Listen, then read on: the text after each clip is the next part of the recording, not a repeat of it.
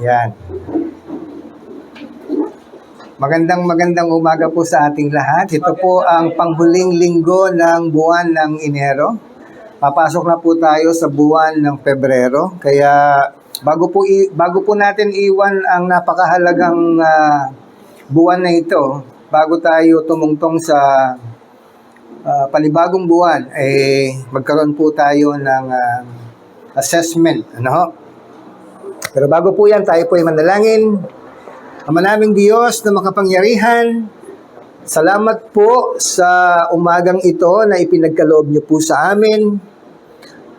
Punuin niyo nga po, Panginoon, ang kagalakan ng aming puso sa amin pong sama-samang pagsamba at pakikinig ng iyong mga salita. Kausapin mo nga po, Panginoon, ang bawat isa sa amin. At inaasahan po namin ang pagdalaw at pananatili ng Banal na Espiritu sa aming kalagitnaan, na sa panahon po ng amin pong pagninilay-nilay ay magkaroon kami, Panginoon, ng malawak na kamalayan sa iyong mga salita na magagamit po namin, Panginoon, sa amin pong pang-araw-araw na paglakad sa pananampalataya. Salamat po, Panginoon, na iningatan mo po, Panginoon, ang bawat isa sa amin pong pagtungo sa iyong bahay-sambahan. At nais po namin, Panginoon, na makaliig ka namin. Angusap ka, O Diyos, sa aming mga puso at patuloy, Panginoon, na damitan mo kami ng iyong karunungan upang lubos po naming maunawaan, Panginoon, ang katotohanan ng mga salitang amin pong mapapakinggan upang magamit namin to, O Diyos, sa aming pong mga pang-araw-araw na buhay. Salamat, Lord, sa kalakasan. At salamat, Lord, sa pag-iningatan mo ang bawat isa sa amin.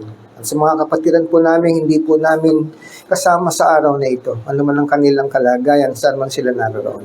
Patuloy mo silang abutin, Panginoon.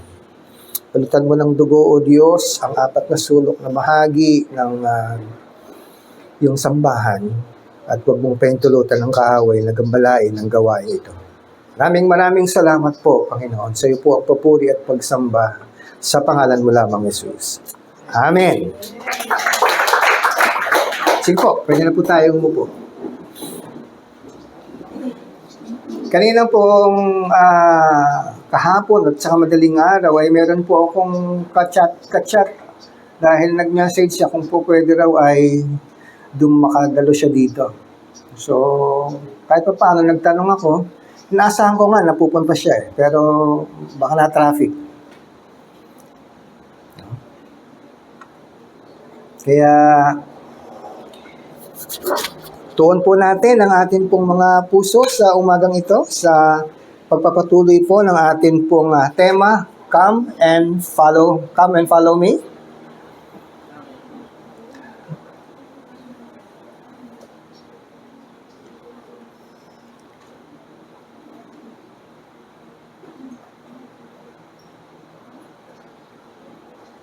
Ayan. Hintay ko lang pong makaupo yung atin pong mga latecomer. Hirap talaga pag dito lang gagaling, no? Madidistract eh. Kaya ang gagawin po natin, yun na po ang stage natin, dito na po ang pasok, kaya lahat tayo nakatalikod na. Para ako na lamang po nadidistract, hindi na ho kayo. Okay, kinalakay po ni Pastor John nung nakaraang linggo ang patungkol sa whenever Jesus leads, we follow. Amen? Uy, ang galing na salita. Ang galing na sagot Totoo ba yun? Whenever Jesus leads, we follow. O, doon pa lang medyo nagkaalaman na agad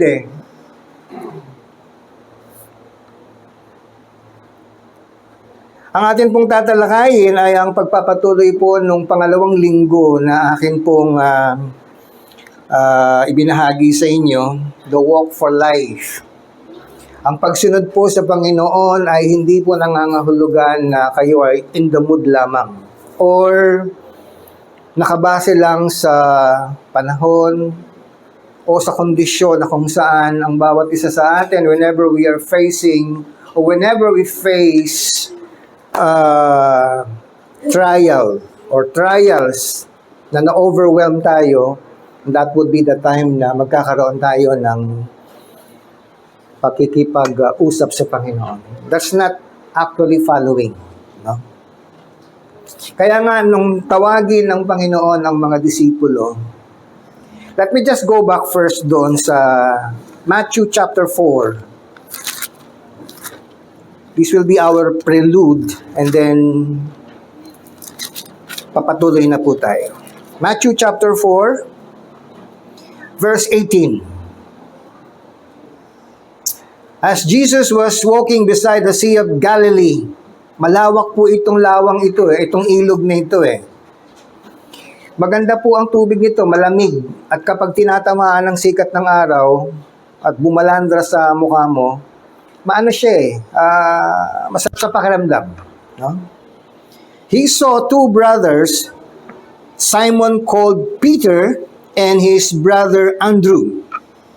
They were casting a net into the lake, for they were fishermen. So dalawang taong po ang binanggit dito kay Mateo, no? But meron din po kasing account yung si Mark at saka si Luke at saka si John. So ibig sabihin, doon sa four Gospels, mention po talaga ito.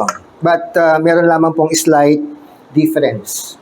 Ayan, sa Tagalog po, at sa paglalakad niya sa tabi ng dagat ng Galilea, ay hindi po yan dagat. Lawa po talaga yan. Malaki nga lang tignan, kaya ang akala nyo dagat. No? Dagat ng Galilea, ay nakita niya ang dalawang magkapatid. Si Simon, na tinatawag na Pedro, at si Andres, na kanyang kapatid. Magkapatid nga na inihuhulog ang isang lambat sa dagat, sapagkat sila'y mga mamamalakaya. Okay, sa Tagalog, mangingisda po yan. Sino po dito ang mga may experience ng mamalakaya? Mamalaka? Pwede rin. Pwede rin. No? Okay? Kasi, the reason why I'm asking this, so as, kapag meron pong binanggit ang Biblia, we could relate. Maiintindihan po natin kasi mahirap mag-cite ng ganitong uri ng passage kung totally jargon po sa atin lahat, no? Kaya yung salitang fisherman, naiintindihan po natin. Amen. Ay, wala akong kausap. Ayun, meron naman pala Akala ko mga upuan lang Ano ba ang pangunahing trabaho ng mga mamamalakaya? Manghuli ng isda, which is common, ano? Pero lumalim tayo ng konti. Bukod sa panghuhuli ng isda, ano ba ang trabaho pa ng mamamalakaya? Wala na ba siya ibang gagawin kundi manghuli ng isda? Hindi ba niya pag-aaralan yung kanyang trade? Ano yung experience passed on to him bago siya naging mamamalakaya? There was no specific mention kung ito ay namanan nila sa kanilang mga magulang. But assuming na namanan nila sa kanilang mga magulang, therefore, sinundan nila, they follow the footsteps of their parents. So doon po tayo lulundag, mga kapatid. No? Mahirap kasing gawin ang isang bagay totally on your own. Ang mga bata ay may sinasabing formative years. Minumolde, 1 to 7, minumolde ang pagkatao ng bata, hindi lamang po isip. No? Minumolde. So, through experience perhaps, no? I hope I am not reading too much from the text. No? Kasi meron kasing nagbabasa lang sa text. Binabasa lang niya. Pero, without considering, ano yung mga precedent? Ano yung mga naganap bago siya naging mangingisda? Ako, bago ako naging Christian, ano ko? So, meron akong sinundan. Sinundan ko yung yapak ng aking mga magulang ng pagiging relihiyoso. So, nagkakaintindihan ho ba tayo, mga kapatid? Ayan. Verse 19. At sinabi niya si Jesus yun, sa kanila, magsisunod kayo sa hulihan ko. Mahirap naman magsusunod sa unahan niya. Siyempre, kapag sumusunod, laging sa hulihan. Di ba, Ina? Mahirap sumunod sa unahan eh. Kaya nga sumusunod eh. Magsisunod kayo sa hulihan ko at gagawin ko kayong mga mamalakayan ng mga tao. Take note of the word, gagawin ko kayo. Kasi yung encounter nila kay Jesus, this will be the turning point of their life. This would be tuloy-tuloy. Although may fallback, no? Mahuhulog sila sa kasalanan. Pero yun ang kamangha-mangha kapag si Jesus ang tumawag sa iyo. No? Whenever God calls, hindi lang siya magpo-provide. He will sustain.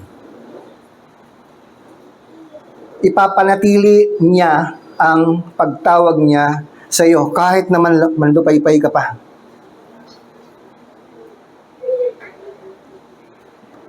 At gagawin ko kayong mga mamalakaya ng mga tao. Okay, ito po yung una kong katanungan.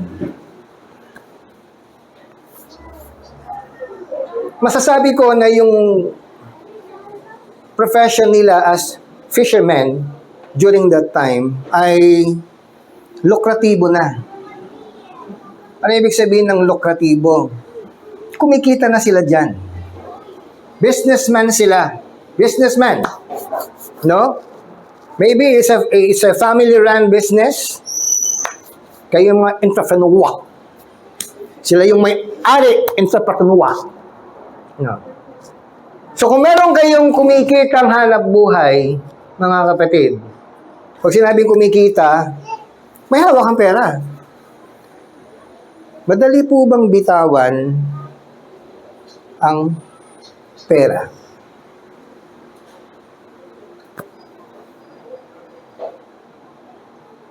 Because the call of Jesus would mean turning back to everything. And that's why sabi niya, come. Come. So, meron silang option to accept or to deny. Lalo pa, casting nets na yan. Naghagis na ng net yan.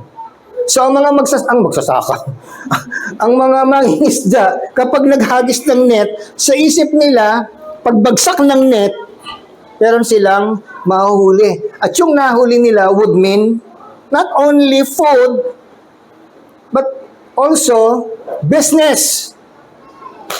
Business, mga kapatid. Sino po mga businessmen dito? O, businessman, kahit anong uri ng basta kumikita, may transaction. Businessman. Businessman. Wala kang businessman. Si Pastor ba lang ang businessman dito? Mga taga-DPW.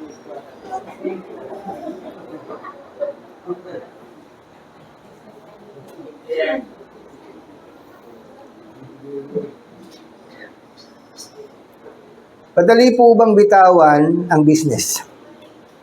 Lalo kung kumikita. At kapag tinawag po tayo ng Panginoon, come follow me, what now?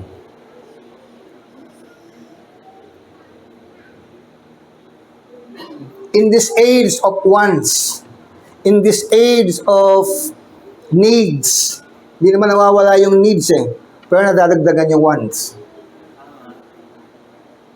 Kaya ang hirap lumakad o mahirap mabuhay sa mundong ito because of wants. Kasi ang tao, pinanganak siya, may needs. So, alin ang uunahin niyong isatisfy? Your wants, your needs. Good for those who, maraming pera, they can satisfy both. Kaya sa konteksto po natin, dito po tayo sa konteksto natin. Common po tayo. Wala naman po siguro napakayaman dito, maliban kay Pastor Val. Dahil siyang businessman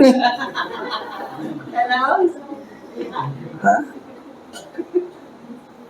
Sa atin po mga kapatid, madali po bang bitawan yung atin pong pinagkakakitaan? And that is why I am trying to establish first, ano yung mararamdaman marahil nung tinawag ng Panginoon? Come, at gagawin ko kayong mga mamalakaya ng tao. Pero bago po yan, si Pedro at si Andrew, meron na po silang previous encounter with Jesus. Hindi po yan bigla, mga kapatid. Hindi ka tatawagin bigla ng Panginoon. Even Peter, even Moses, even Abraham, hindi sila biglang tinawag ng Panginoon.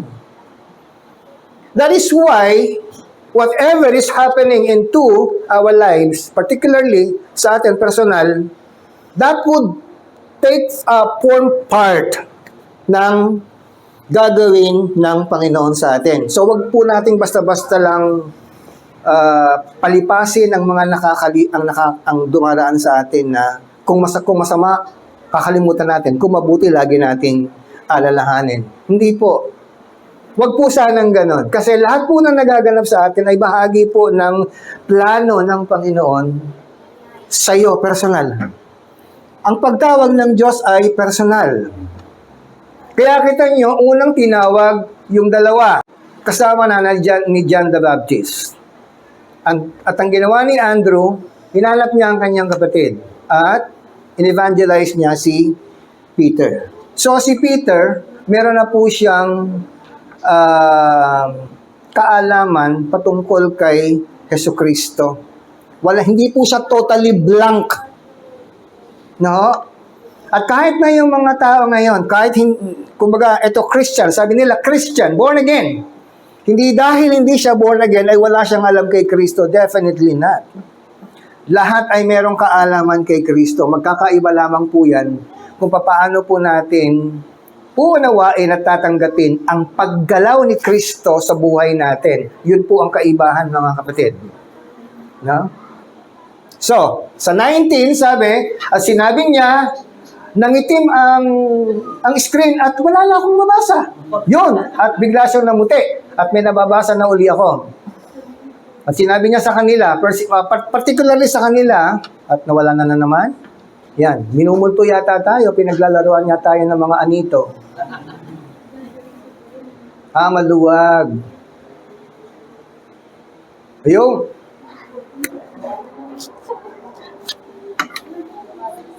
Okay na, Len. Yan. Okay na.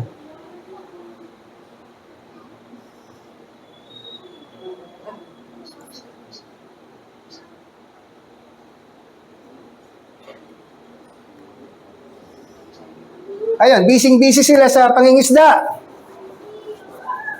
At inaasahan ng dalawang magkapatid na marami silang mahuhuli. Alam niyo ba ang pangunahing isda sa lawa ng Galilea? Anong number 1 na isdang mahuhuli sa Galilee? Or St. Peter's fish, ang tawag nila doon. Tilapia. Pero alam niyo ba na mas masarap ang tilapia ng Pilipinas kaysa tilapia ng Galilea? Anyway, ba't napunta tayo sa tilapia? Kung kayo, mga kapatid, ang sinabihan ng Panginoon, magsisunod kayo sa akin o sa hulihan ko, ano po ang inyong unang sasambitin sa Panginoon? Wait lang. Wait lang, I'm busy, you know. I'm doing something here. Can't you see? This means money. Walang halong joke, mga kapatid. What would be your response? Kailangan wag muna tayong umalis doon bago tayo pumalaot kasi nasa laot na sila eh. Nasa dagat na sila eh. Iniimbitahan sila ng Panginoon, magsisunod kayo sa hulihan ko. Ano ang inyong magiging katugunan, mga kapatid?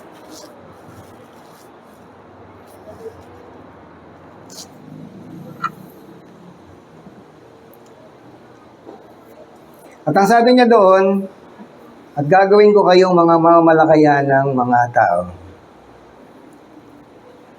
Okay. Sino po yung fisherman dito? Ikaw ba gang nakapag-ano ka na ng pangingisda sa Quezon? So, fisherman ka rin. Maliban sa pagiging coconut man. Okay. Ngayon, sabihin mo sa akin, sa amin, before their hearing, madali bang mangisda? Totoo po, mahirap. Kasi, kailangan pangilisan yung yung panghuli ko ng isda. Kasi parang nalabang ko sa nalabang ko sa dagat para malinis po siya. Hindi. Ito gang, ang tanong ko ay, mahirap bang mangisda? Totoo po talaga, mahirap po talaga. Okay, thank you. Kung mahirap mangisda ng isda, madali bang mangisda ng tao? Exactly! Exactly! Tatawagin ka ng Panginoon sa isang bagay na alam mo na mahirap. Kasi pagsunod lang sa Kanya, mahirap na eh. Pero sabi ng Panginoon, gagawin ko kayong mamamalakayan ng mga tao. Binibigyan sila ng pagkakataong paghambingin yung hirap na kinakaharap nila sa pangingisda at ano ang naging reward nila afterwards. At kung susunod sila sa Panginoon at sila ay magiging mamalakayan ng tao, ano ang magiging pagkakaiba ng hirap na kanilang pinagdaraanan sa laot at ano ang reward? Tinanong ko kanina kung sino yung mga businessman. Walang businessman na magbi-business kung wala siyang iniisip na kikitain, which is the reward, the gain. Asan yung tungtungan ko dito?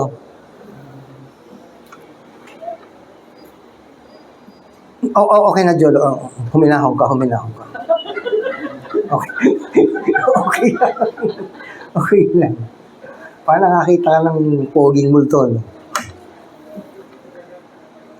So, batid po nating lahat, nagkakaisa po tayo, mga kapatid, na mahirap mangisda ng isda at mas mahirap mangisda ng hindi isda, pero ang iisdain mo, pangit yung Tagalog ko, no? Iisdain, hulihin mo ay tao. So, doon po tayo, yun po yung premise natin. Kaya nga, ang atin pong title is Walk for Life. At ang tema po natin ay Come, Follow Me. Hindi po ito madali, mga kapatid.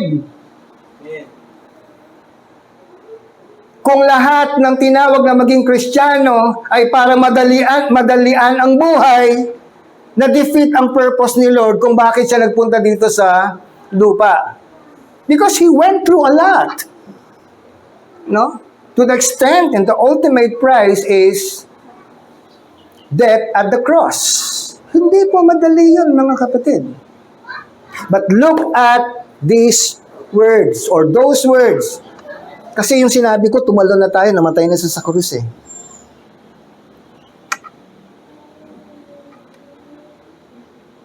So alam na po natin, mahirap, mga kapatid. O, punta po tayo sa ating tatalakayin ngayon. Mark chapter 4, o Mark chapter 10, beginning 28 to 30.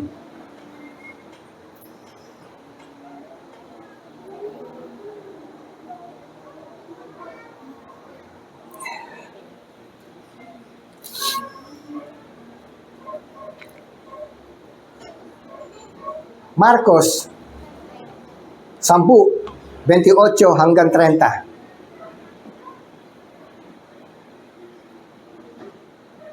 Ayan. Si Pedro, sino yung tinawag kanina ng Panginoon na kasama ni Pedro?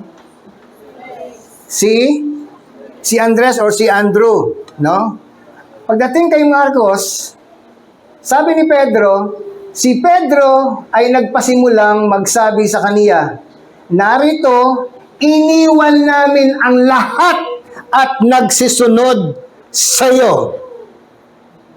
So imagine ninyo from Matthew chapter 4, tumalon po tayo sa Mark chapter 10. So in between, marami na pong naging kaganapan.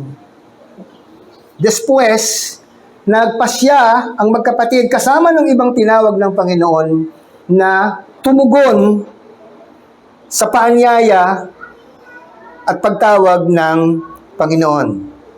They all decided to heed the call and follow Jesus.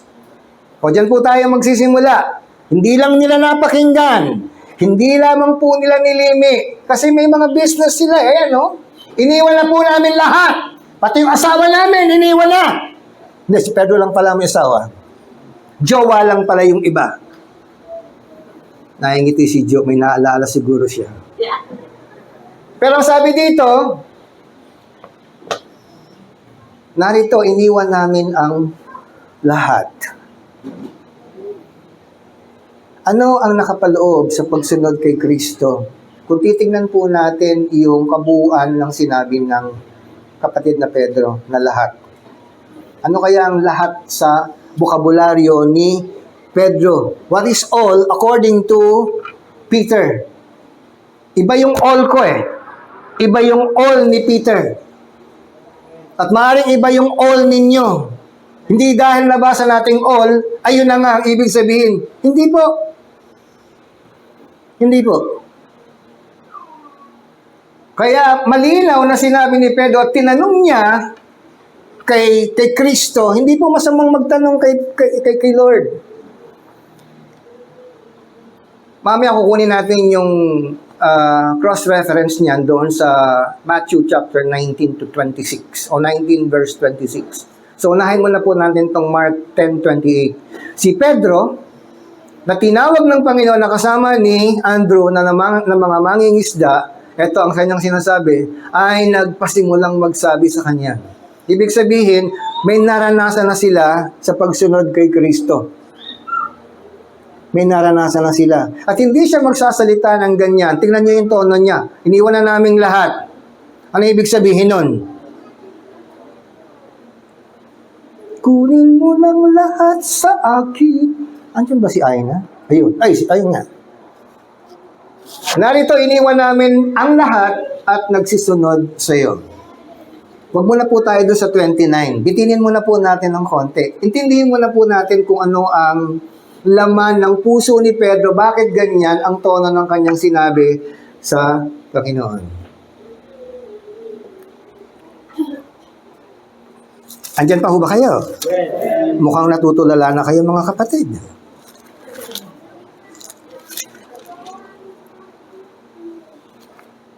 Ayan, bitinin ko muna kayo dyan, ha? I-margin nyo muna yung verse na yan.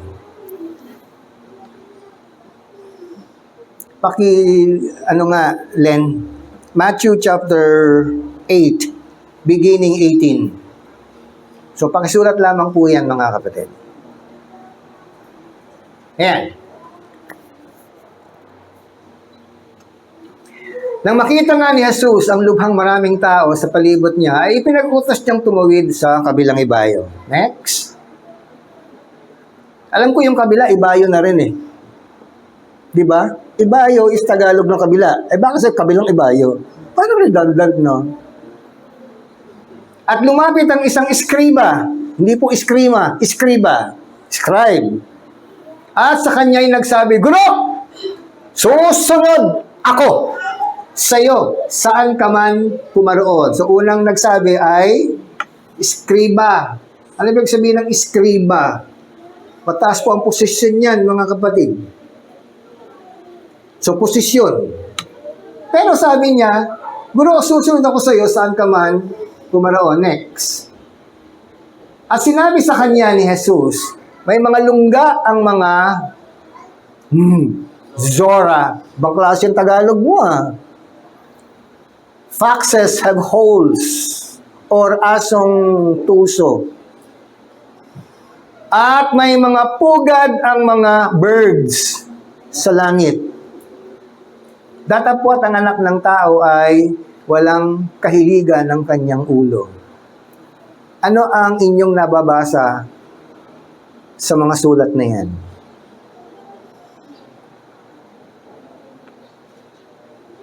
So, alalahanin nyo, iskriba ang nagsalita niyan. So, may kaugnayan yung salita niya doon sa kanyang pagkatao. Guro, susunod ako sa iyo kahit saan ka man pumaroon. Madali bang iwan ang pagiging mataas ang posisyon, mga kapatid, at sumunod kay Kristo? Kapitbahay mo ng along church, hindi ka pa makapunta. Tapos sasabihin, susunod ka kay Kristo. Isang dangkal na lang layo ng church niyo, ng bahay. Ano sinabi ng Panginoon? Hindi siya direktang sinagot. Oh, may mga lungga ang mga aso. May mga pugad ang mga ibon. Ngunit, ang anak ng tao, siya, referring to himself, paborito niyang titulo yan, ang anak ng tao ay walang kahiligan ng kanyang ulo. Anong ibig sabihin niyan sa inyo? Anong dating niyan sa inyo, mga kapatid? Pag sinabing kahiligan ng ulo, what does it refers to? Ano ang kinokonote niyan? Anong ibig sabihin niyan? Na wala man lang kahiligan ng aking ulo.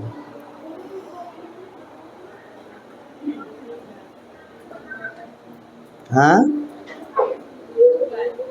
Walang tutulugan. Siyempre, kung wala kang tutulugan, wala kang bahay or wala kang kwarto. Wala kang pagmamayari. Kasi lakad ng lakad si Jesus eh. Kung saan siya inaabot ng pagod, doon siya hihiga. O doon siya magpapahinga. Kaya mo ba yun? Kaya ba natin yan, mga kapatid? So, alam ko, born again po tayong lahat dito.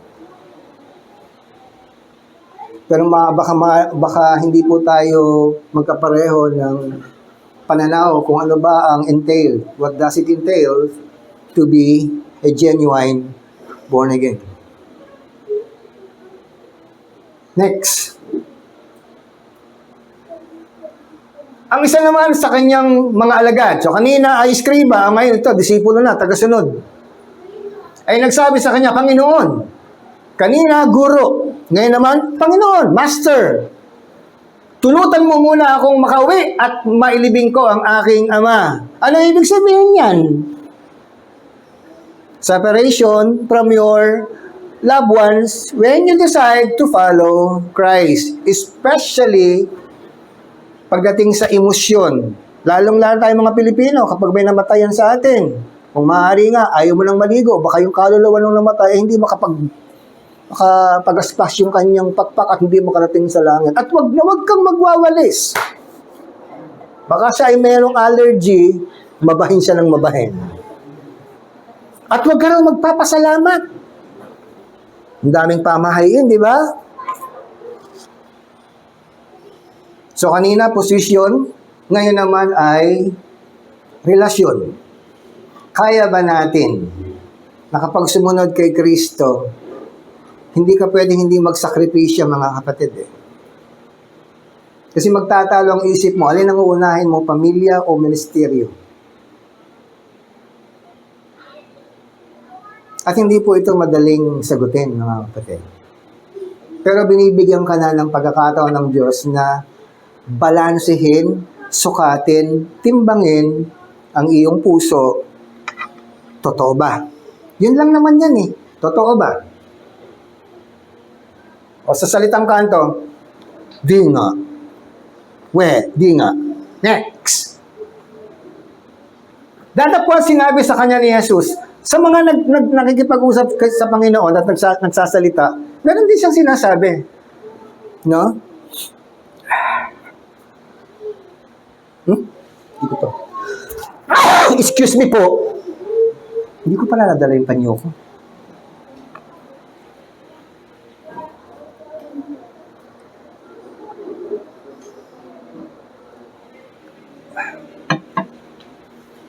Tatapos sinabi sa kanya ni Jesus, sumunod, follow. Kanina may follow na naman.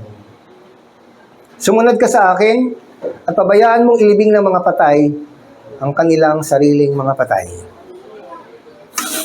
Lalong pinagulo ng Panginoon.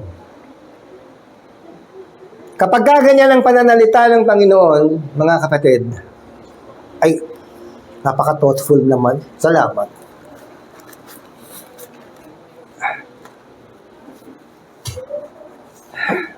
Ano ibig sabihin ng Panginoon dyan? Ay, pabayaan mong ilibing ng mga patay ang kanilang sariling mga patay. Yung napaka-thoughtful din. Baka meron bang gusto magbigay ng tissue? Ayan. Pwede na ako magbenta, mga kapatid. Thank you, thank you, thank you. Ganyan ako kamahal ng mga kapatid. Okay. Gusto ko po, mga kapatid, na kapag nagbabasa po tayo ng Biblia, magkaroon po tayo ng pansamantala ay totoong pananahimik. What do I mean by that? Yun bang, hindi ka lang magbabasa between the lines.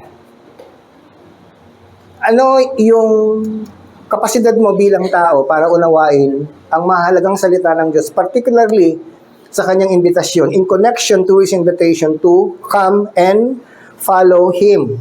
Hindi ka lang humarap sa Panginoon at wala ka nang gagawin. Haharap ka sa Panginoon, siyempre kakausapin ka niya, kakausapin mo siya, at meron kayong pag-uusapan. At after niyong mag-usap, you need to make a decision. Ilibing ang mga patay ng kanilang sarili mga patay. Paano makakapaglibing ang patay doon sa totoong patay? So, dalawang klase ng patayan. Isang patay na buhay at saka isang patay na patay. Dalawa yan. Dalawa yan, mga kapatid. Hindi lang parehong patayan. From the word ilibing. Pabayaan mong ilibing ng mga patay ang kanilang sariling mga patay. So, how's that? Paano ka makapaglilibing kung ikaw ay patay sa totoong patay? Pero wag mong kalimutan yung salitang sumunod ka sa akin. See?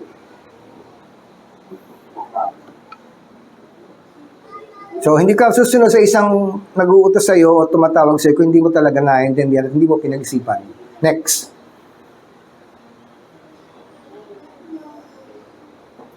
At pagkalulan niya sa isang daong, ay sinundan siya ng kanyang mga alagad. Okay, balik tayo doon sa Mark chapter 10.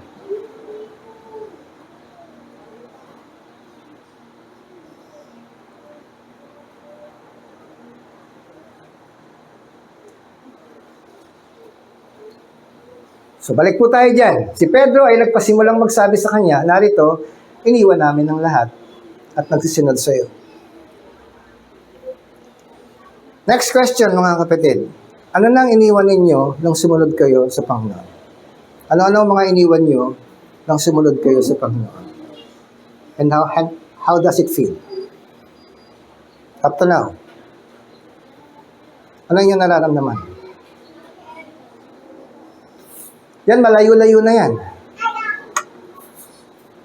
Nararamdaman na nila yung bigat ng kanilang desisyon. Maaaring nakita nila yung mga kasamahan nilang mangingisda na nangingisda at kumikita. At lumalago ang kanilang business at nabibili nila yung kanilang gusto. So there is a tendency for Christian to compare himself as far as status is concerned.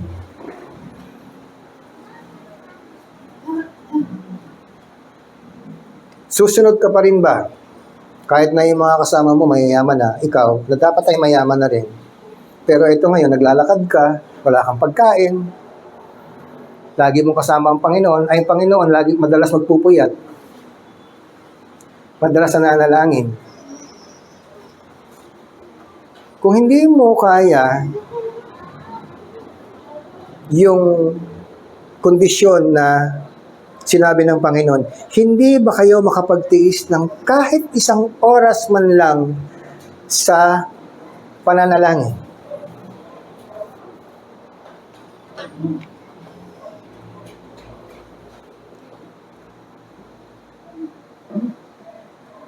So, yun ang gusto kong laging itanim sa isip niyo, mga kapatid.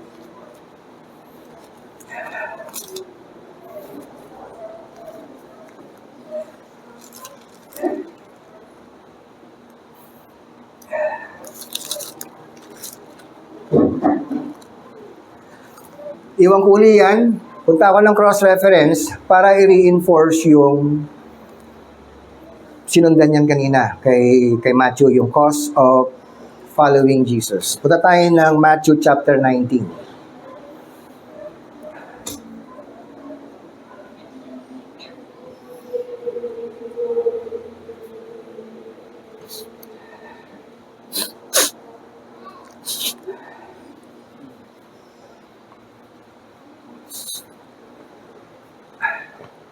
'16. 1916. Ito po kasi yung context niyan, no?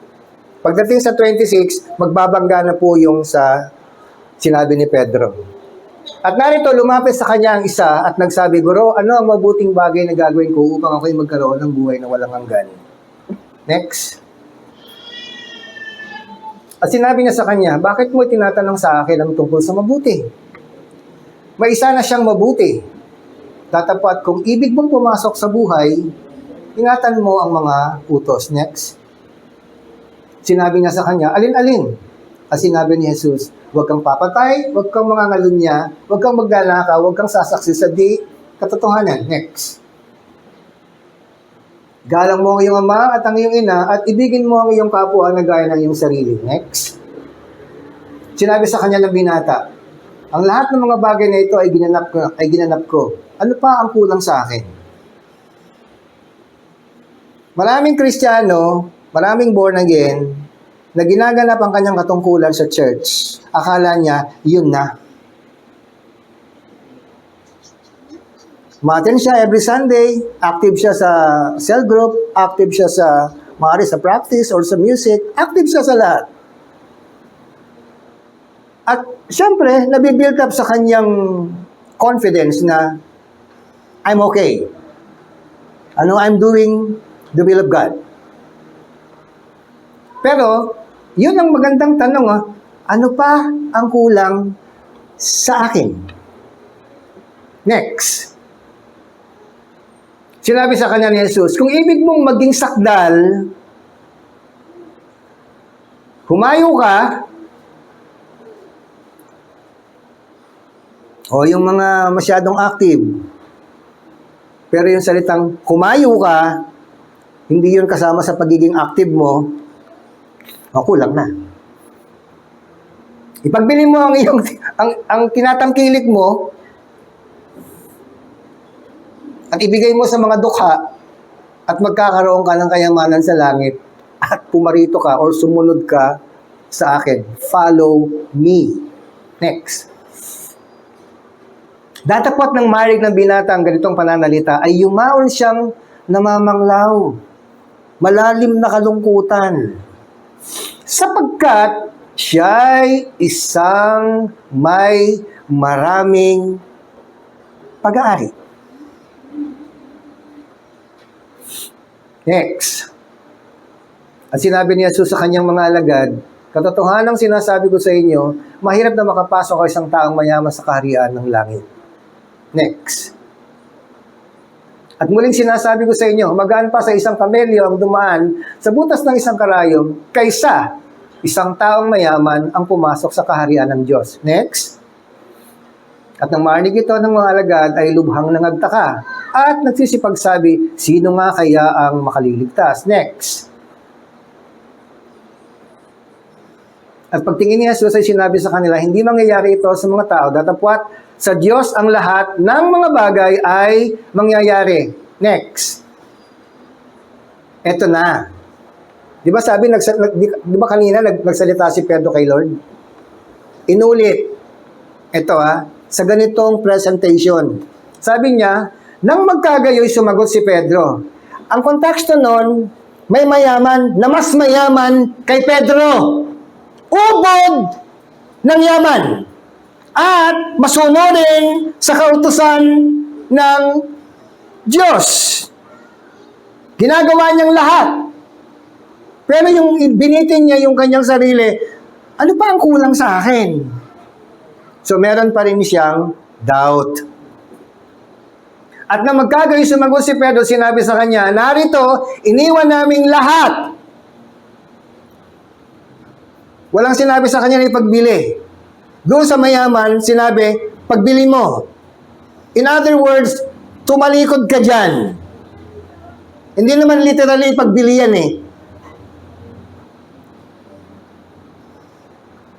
at nagsisunod sa iyo, follow you. Ano nga ba ang kakampin namin? That's it. Hindi tayo pwedeng sumunod kay Kristo at magpakahirap nang wala tayong mahihita. Let's be honest. Kaya po tayo nag-born again dahil akala natin kapag born again na tayo, diretso na tayo sa langit. Andyan pa po ba kayo? O sige. Next.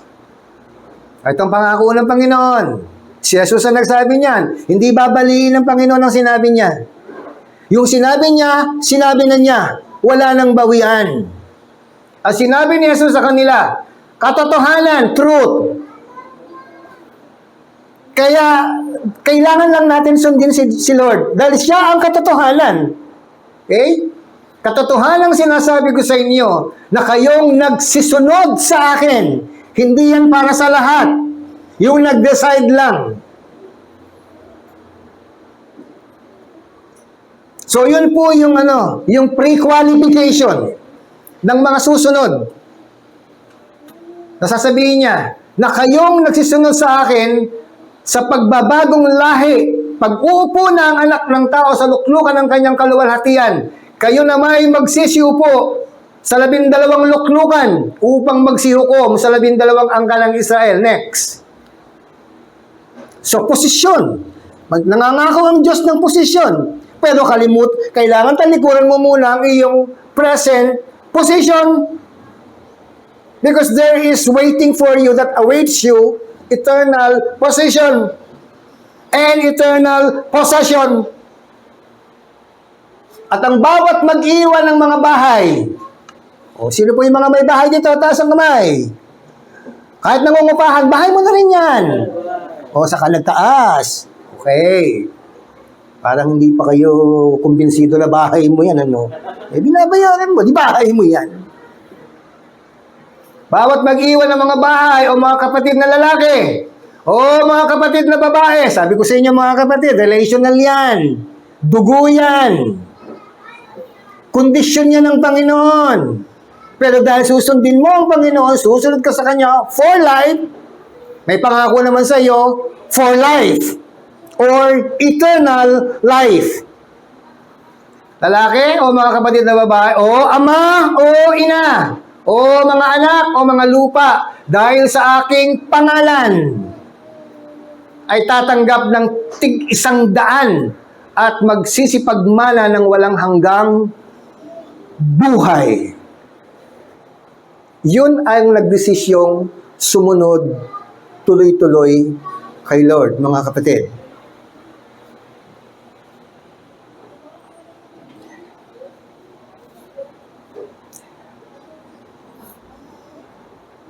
Next. Yan. Masarap pakinggan ang reward. Masarap pakinggan ang pangako ng Panginoon. Pero alam ng Diyos na hindi lahat nakakaintindi. Datapwat, maraming mga una na mga huhuli at ang mga huli na mga uuna. Dalawang uri ng tao yan. Kasi may repercussions yan, mga kapatid Pag sinunod mo ang utas ng doktor, lalo may sakit ka. Kapag sinunod mo yung sinabi niya, take this 3 times a day, up to 1 month, inaasahan ng doktor na kapag sinunod mo ang kanyang sinabi, gagaling ka. Ayon sa kanyang experience. Okay? This is more than just a prescription. This is your destiny.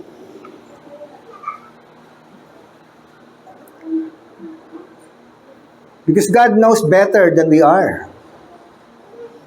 Alam niya na nangangailangan tayo ng pera. Alam niya na nangangailangan tayo ng bahay.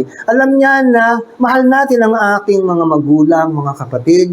Alam niya na mahalaga sa atin ang ating hanap buhay. But here is now the challenge. Are you willing to give your full heart, the whole heart, Despite and in spite of this, sabi niya kay Pedro, Pedro, mahal mo ba ako maliban sa lahat ng mga ito? Anong sabi ni Pedro? Opo, Panginoon, mahal ko po kayo. Dito malikod ng konti si Lord, lagyan natin ng choreography.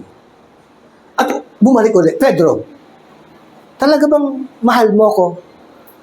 Paliban sa lahat ng ito. At sumagot naman si Pedro, Panginoon, alam mo namang mahal na mahal kita. Okay, lakad uli si Lord.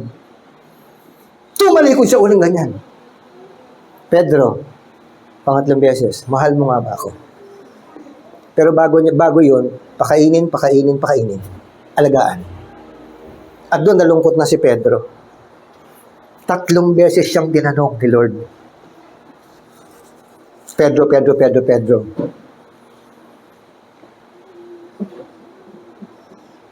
Kasi 3 beses nang ipinagkaano ang Panginoon. Hindi ko kilala yan. Hindi ko talaga kilala. Sino ba yan?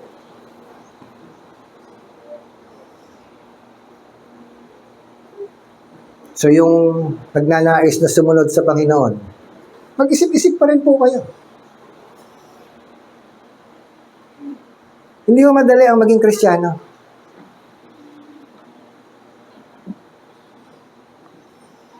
You cannot do away from sacrifice. You have to. You need to. You have to undergo. You have to experience. Sapagat hanggat hindi mo nakikita ang iyong sarili sa Panginoon, hindi mo makikilala ang sarili mo. Ang tunay na paraan ng pagkilala sa sarili, kilalanin mo muna ang Panginoon. There's no other way. There is no other way. Kasi siya ang lumikha sa iyo At kilala ka niya from head to toe. From outside and inside, kilala ka ng Panginoon. Which you yourself, hindi mo kilala ang sarili mo. And that's why you need to ask God, who am I that the Lord of all the earth? Diba? Sino ba talaga ako?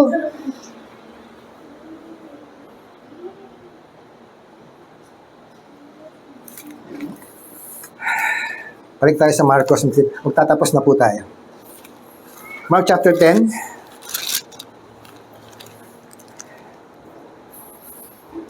(28 to 30). So nakita po natin yung kay Matthew, nakita natin yung kay Mark. At dito sasabihin din ni Mark yung sinabi ni Pedro. Alam niyo ba yung sinulat ni Pedro? Ang pinanggalingan talaga nun ay kay Mark. Dahil sa pag-aaral po sa Biblia, yung Q, which is the source, ang pinakaulang aklat doon sa 4 Gospels ay si Mark. Pero kung presentation, inuuna si Matthew because Matthew presented Christ as king. Si Mark naman presented Christ as servant. And then si Luke naman ay the son of man at si John ay the son of God. So iba-iba yung kanilang presentation. 4 na mukha yan So balik tayo sa 28. Si Pedro ay nagpasimulang magsabi sa kanya, narito iniwan namin lahat at nagsisunod sa iyo. Yung mga sumusunod sa Panginoon, makakaranas po tayo ng bagyo, lindol, at kung ano-ano pa. Bahagi lamang po yan. Kasi ang basihan ay dulo, hindi po ang simula. Yung dulo. At sino mang makapagtitiis hanggang huli ay maliligtas. 29. Sinabi ni Jesus, katotohanan ang sinasabi ko sa iyo, walang tao nag-iwan ng bata. Inulit ulit.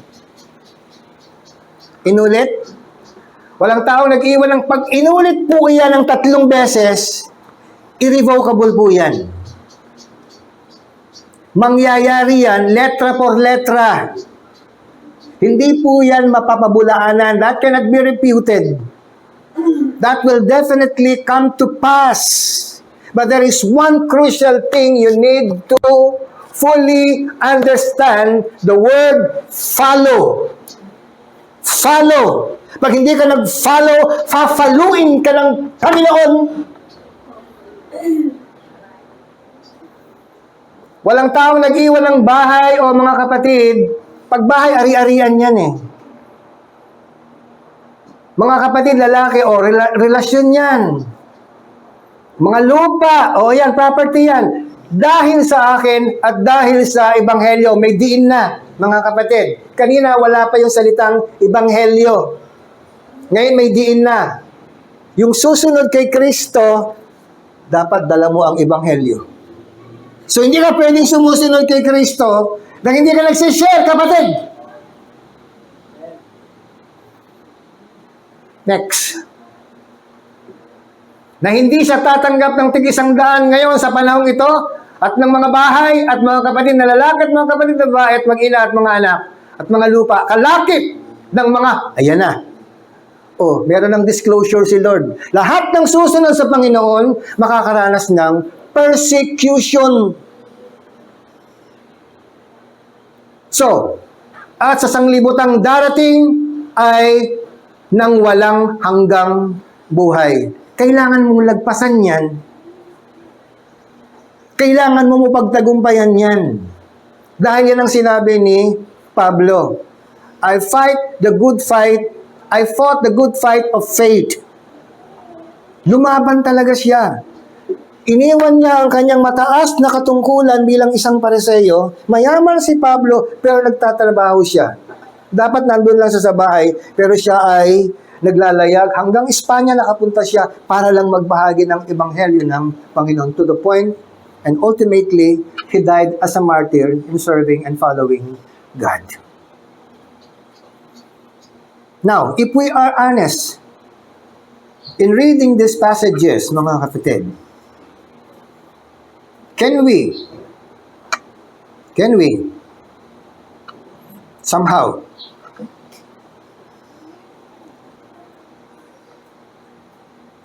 measuring up? O masyado tayong relax? Ngayon, akala mo yung ginagawa mo sa church ay more than enough. So, I just would like for us to reconsider. Ano ako sa harapan ng Panginoon? At kung ibabase ko ang lahat ng aking mga ginagawa, pagdating sa desisyon, kalakip ba ito dito? Pasok ba yung decision ko? Kasi alam ko, nagde-decide kayo anong country ang pupuntahan ninyo, anong business ang susuungin ninyo, anong katungkulan gusto ninyo, at ano pa, ang dami nating mga kinukonsider. Except for one. Did we consider following Jesus? Or, better yet, did we consider coming to Jesus before we can follow Jesus?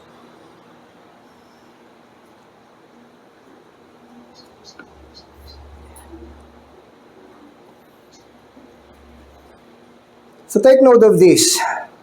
Why do we need to follow Jesus? Why do we need to come and follow Jesus? We need to follow Jesus because of this.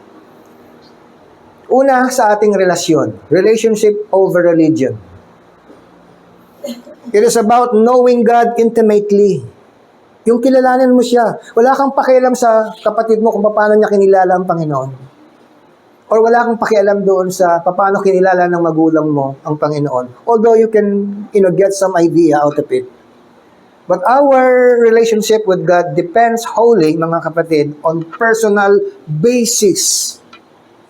Personal kumilos ang Diyos, hindi po siya group. Personal ang pagkilos ng Panginoon. And that's why you need to have a personal devotion to Christ.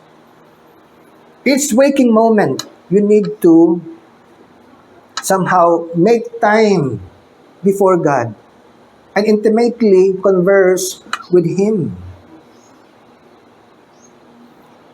It is about knowing God intimately and being known by Him rather than just following Jesus. Mas maigi na kilala ka ng Panginoon kaysa yung sumusunod-sunod ka lang. Next is forgiveness and freedom. Kailangan nating sundin ng Panginoon para tayo ay makaranas ng totoong kalayaan. Bakit totoong kalayaan? Kasi marami kang tatalikuran eh. At kapag nahata ka ng posisyon, kapag nahata ka ng possession, kapag nahata ka ng mga other matters, then you are not free indeed. You are not free. You are in bondage of those. I would be rather a slave of Christ than to be a king of possession, my possession. I would rather be a slave. Kasi si Pablo, ang tawag niya sa kanyang sarili, alipin ako ni Kristo. Pero siyang alipin na merong taglay na 100% na kalayaan. Forgiveness and freedom. Kasi mahirap sumunod sa Panginoon nang merong kang unfinished businesses. Yung merong nakagawa sa iyo ng kasalanan. Kaya sabi niya doon sa mananalangin, bago ka manalangin, isipin mo muna, meron ka bang hindi pinapatawad? Patawarin mo muna. At kung meron ka naman nagawa ng kasalanan, humingi ka naman ng tawad. At kailangan tumanggap ka ng kapatawaran. Doon manalangin ka sa Panginoon. Para walang hadlang. So following Jesus offers guidance in a chaotic world. Meron po siyang gabay sa napakagulong mundong ito.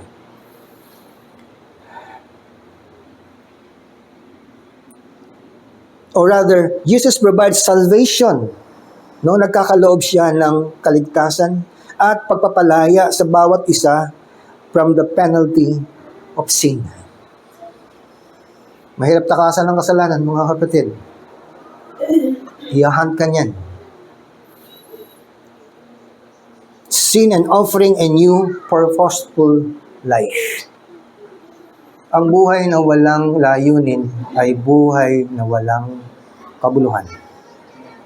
And that's the reason why God said in John 10:10, "The thief comes only to steal, kill, and destroy, but I come to give you life and to have it to the full."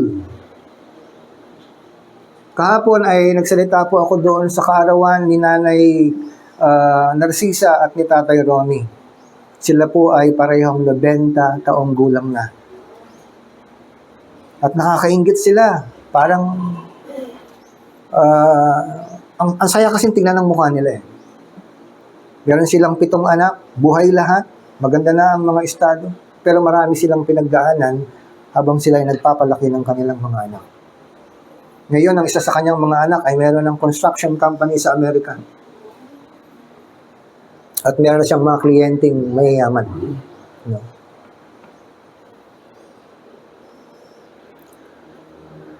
So, merong layunin ng buhay. Bago po tayo malunod sa maraming mga ninanais natin, settle this first in your heart. Amen. What is my real purpose?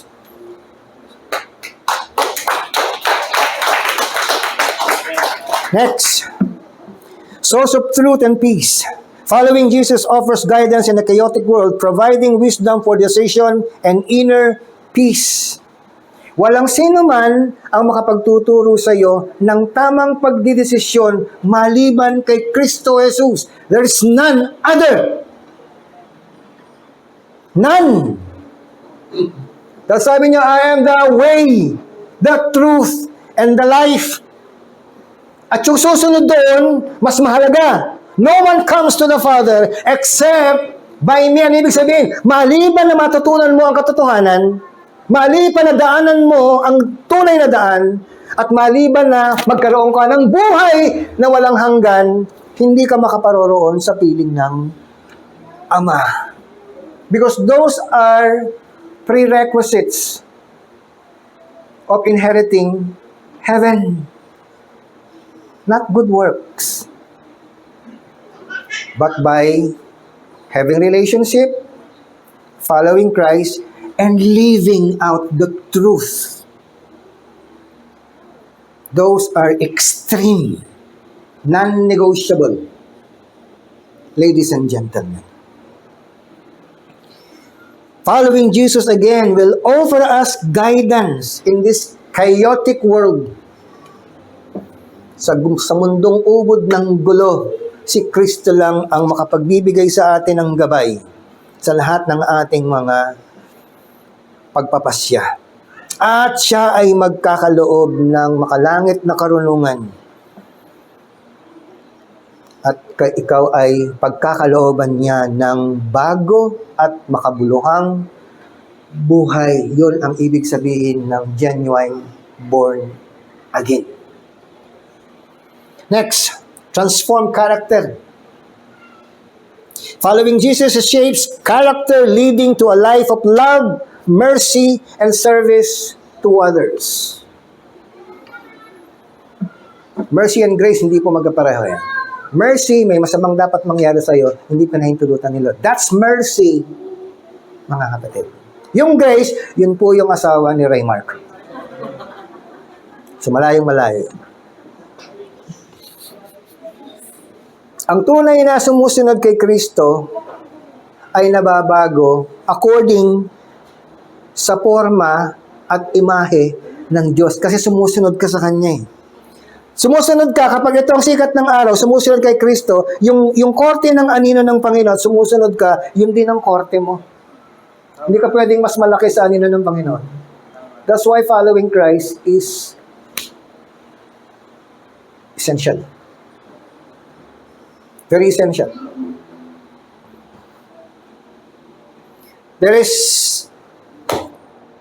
this controversy na, Christian naman ako eh, pero walang nabago sa'yo. So, hindi ka totoong Christian. Because Christianity cannot be defined by your preoccupations. I mean, active ka sa church, hindi nangangahulugan active ka sa church, Christian ka na. No.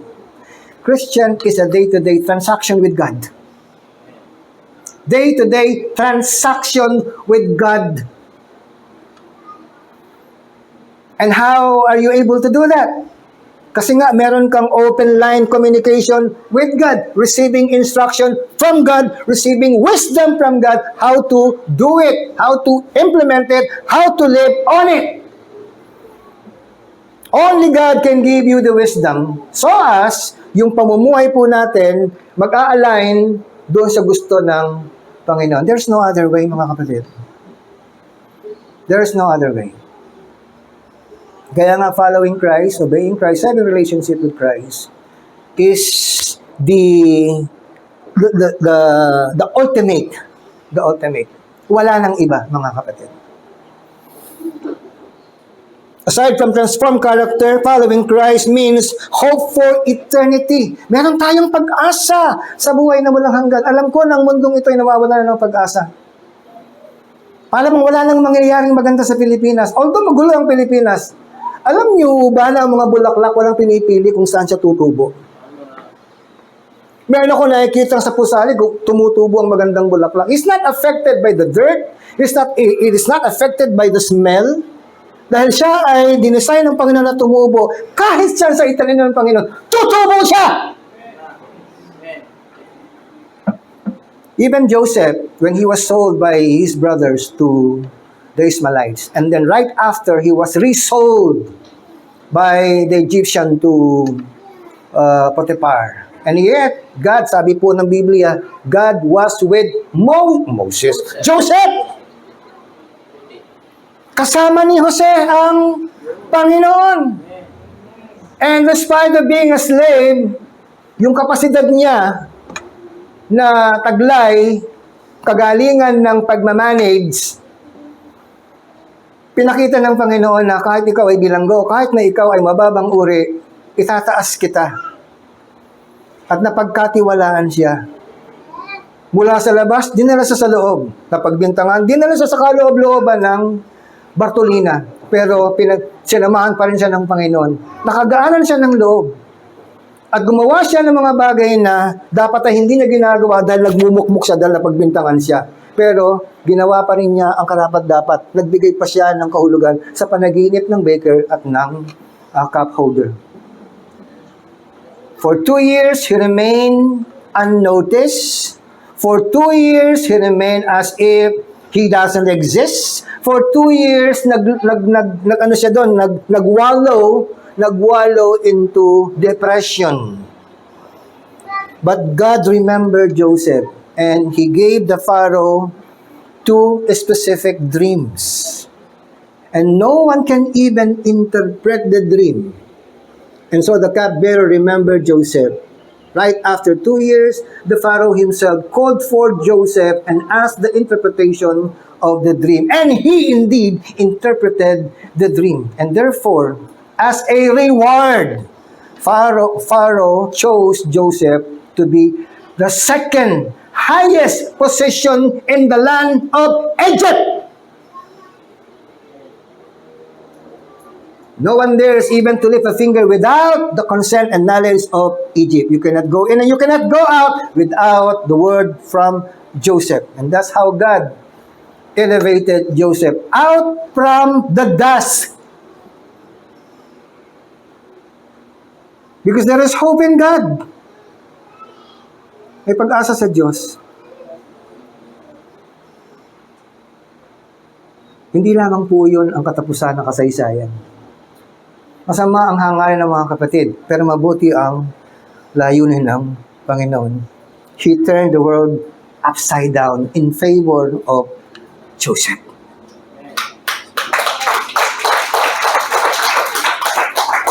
And the God who turned that favor, the whole world in favor for Joseph, is still the God who can turn the world upside down in our favor. Amen. So, nangangamba ba kayong sumunod sa Panginoon dahil mawawalan kayo? Look again.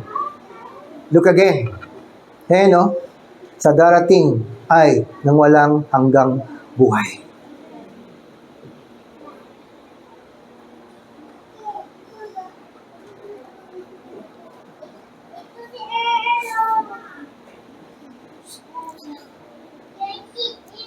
At panguli, why do we need to follow Jesus? Because Jesus is worthy.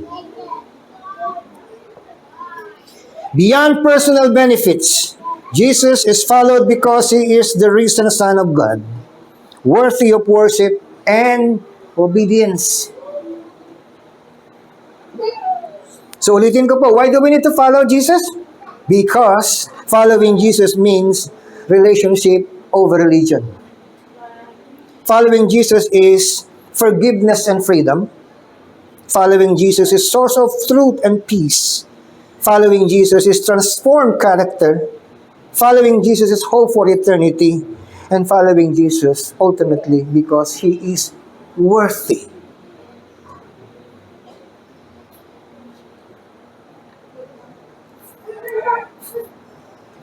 Wala nang hihigit pa kundi ang Panginoon. At kung dahil wala nang hihigit pa sa Kanya, marapat lang na Siya ay ating sundan, mga kapatid. Ngayon, mababaliwala po ang lahat ng mga bagay na ito at magiging ito ay motivation lang. The Word of God is not meant to motivate you. The Word of God is meant to be obeyed, followed. Hindi po nalikha ang salita ng Diyos para questionin mo ang veracity nito. It is the truth. Why? Because God is the truth.